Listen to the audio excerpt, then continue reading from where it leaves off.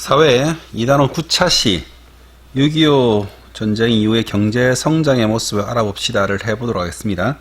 교과선 104쪽입니다.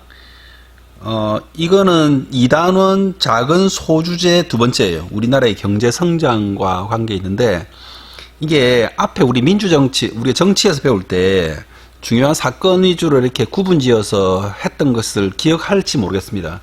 그것과 마찬가지로 지금 그 이단원도 시대에 맞게 나와 있거든요. 경제 발전의 어떤 성장의 과정이. 그래서 어떻게 되어 있는지를 보도록 합시다.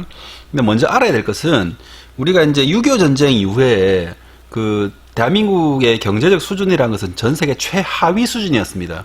일제 36년간의 수탈을 당했고, 그리고 끝나자마자 남북 분단이 있었고, 남북 분단 이후에 동족 산잔의 6.25 전쟁이 있었습니다. 6.25 전쟁은, 한국 전쟁은 당시 2차 세계대전이 끝난 이후에 벌어졌던 가장 치열한 전쟁이었고, 전국토가 쑥대밭이 되었어요.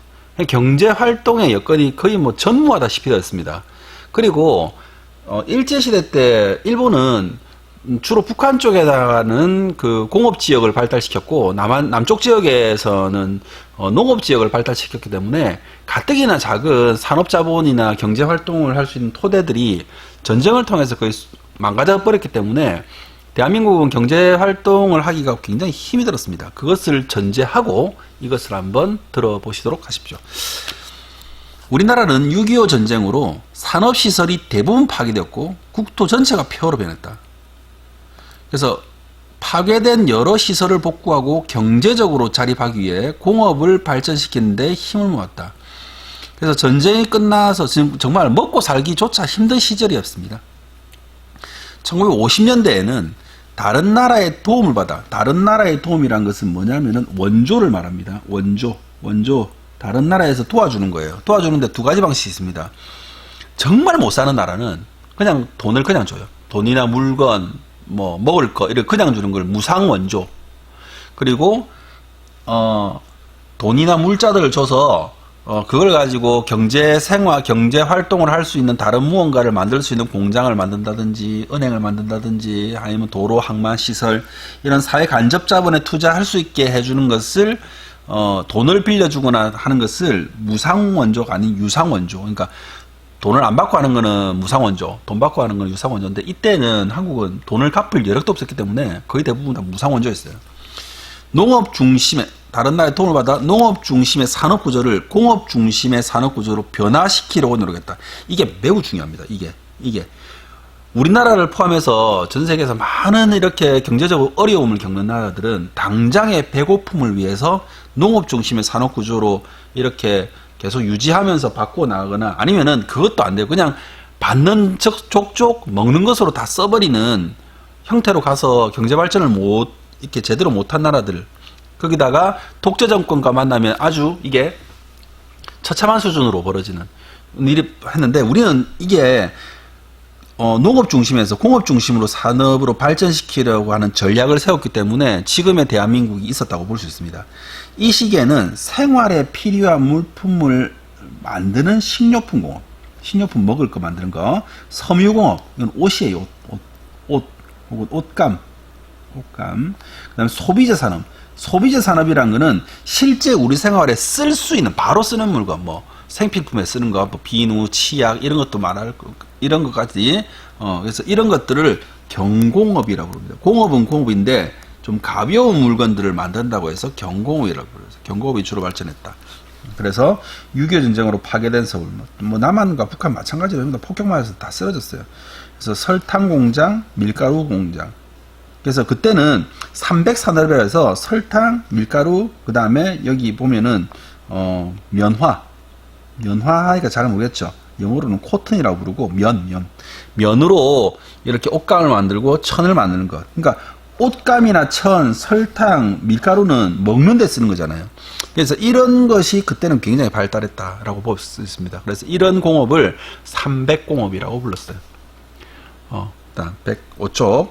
1962년 정부는 경제개발 5개년 계획을 세우고, 요게 경제개발 5개년 계획이, 요게 첫 번째가 아니에요. 두 번째일 거예요, 아마. 첫 번째는 1953년에 1차 경제개발 5개년 계획이 아마 나왔을 겁니다.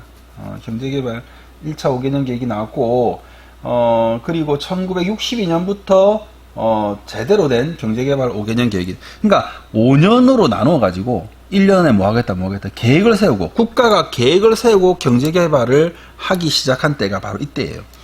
자, 이후 정부는 기업이 제품을 생산하고 운반해 수출할 수 있도록 정유시설.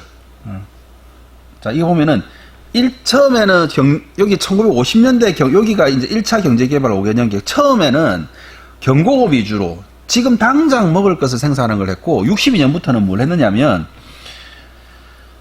만드는 제품을 해외로 수출할 수 있게끔 해외로 수출의 경제 성장을 이루고자 노력했습니다. 그러니까 여기서부터는 요걸 내수시장이라고 부르고, 요거를 이제 내수시장이 아닌 수출 경제라고 부릅니다. 그래서 수출 경제를 하기 위해서는 뭘 했느냐? 기업이 제품을 생산 운반해 수출할 수 있도록 정유시설. 이거는 기름을 정제하는 시설입니다. 이건 기름이 없으면은 모든 게 움직일 수 없으니까. 발전소. 이건 뭐 하는 거예요? 전기를 생산하는 것이고. 고속국도. 요거는 고속도로를 말하는 겁니다. 고속도로가 뚫려야 물건을 이동할 수 있으니까. 항만. 이거는 큰 배가 왔다 갔다 할 수 있는 부두를 말합니다. 보세요. 기름도 있어야 되고, 그 다음에 발전소 있어야 되고, 전기를 만들고, 고속도로, 만든 물건을, 정유시설과 발전소는 물건을 만드는 공장을 돕기 위한 거고, 고속도로 항만은 만든 물건을 이동시킨 것을 수출할 수 있게끔 하는 이런 사업들. 요런 사업들 우리가 사회 간접자본들입니다. 사회 간접자본. 사회 간접자본을 많이 투자했습니다. 그래서 또한 제품을 수출하여는 기업에 세금을 내려주고, 그러니까 이거는 수출하는 기업에 세금을 내려주니까 기업의 입장에서는 국내에서 팔아도 돈이 되고 외국 나가서 팔아도 돈이 되는데 어느 게 더 쉽겠어요? 국내 파는 게 쉽거든요. 그래서 국내에 안주하지 않도록 해외에서 물건을 팔 수 있도록 국가가 유도를 하는 겁니다. 그리고 기업이 여러 나라에 다양한 제품을 쉽게 수출할 수 있도록 지원했다. 그러니까 정부에서 우리나라에서 이러이러한 제품이 있는데 한번 보세요 하고 이렇게 전시하는 장소도 마련해주고 이랬다는 겁니다.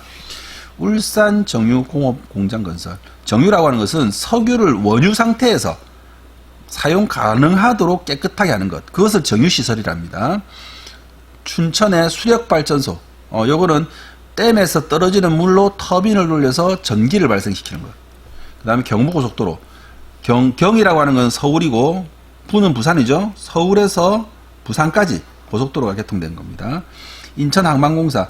이제 인천항은 서울을 이렇게 드나들 수 있는 항이니까, 항만이라고 하는 배가 안전하게 드나들수록, 바닷가에 부두를 만드는 것을 항만이라 합니다.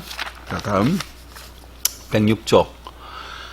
기업은 정부의 경제개발 계획에 따라서 섬유, 신발, 가발, 의류 같은 경공업 제품, 아까 말했어요.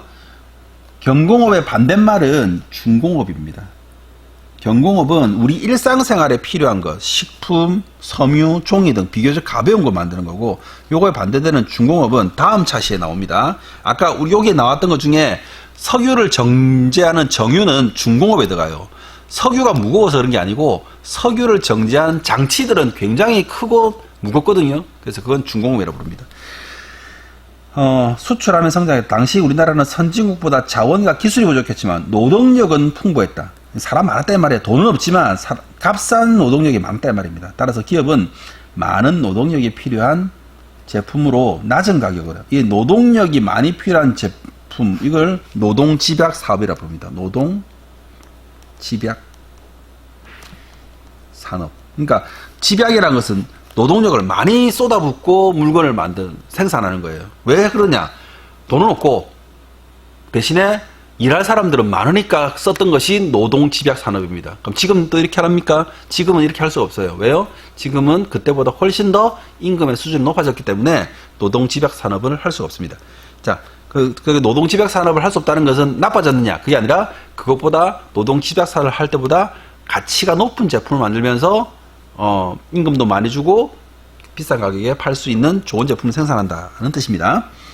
낮은 가격으로, 그러니까 노동을 집약해서 만드는데 가격을 낮춰가지고 생산해 수출하는 거예요.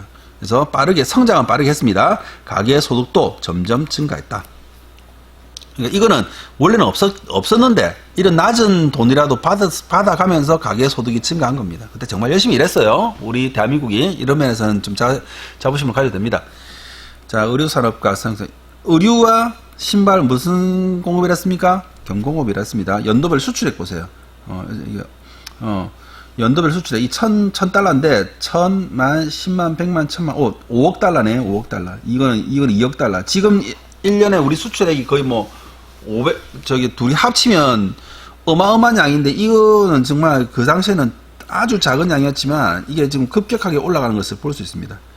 그래서 1960년대 우리 경제를 발전시키려고 정부와 기업 가게는 이제 어마어마한 노력을 했고, 그 노력 중에서 처음에는 300산업, 먼저 먹고 사는 것 위주로, 1960년대는 경공업 제품을 위주로 생산했다는 것이 이번 시간에 배운 중요한 내용이 되겠습니다. 이상으로 사회 9차시 우리나라의 경제성장, 6.25 전쟁 이후의 경제성장의 모습을 알아봅시다는 이것으로 마치도록 하겠습니다.